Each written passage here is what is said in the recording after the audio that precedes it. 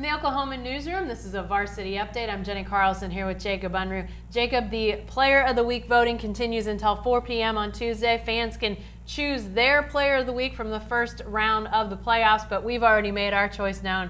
It's Darren Williams from Edmond Santa Fe. Hard to argue with 245 and 4 touchdowns. My goodness. Yeah, and then the magnitude of the game was really big too, against a higher ranked team in Southmore that a lot of people thought had a good chance to get the title game, and to come in there and upset him and score 62 points. Yeah. Had a lot of big fourth down runs, touchdown runs.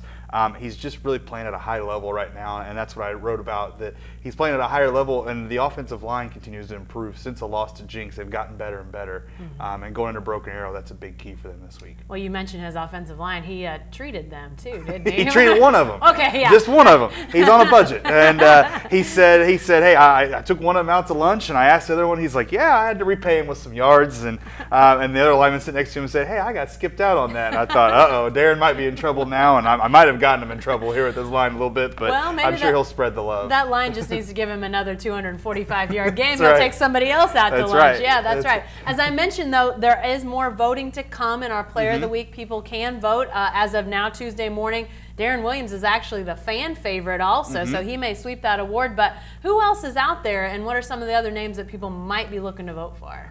Clayton Sims from Deer Creek, the quarterback. He's had 2 really big weeks throwing the ball against Guthrie and last week against Ardmore. He had 4 touchdowns, I think, last week, and rushed for a couple. Pretty big week.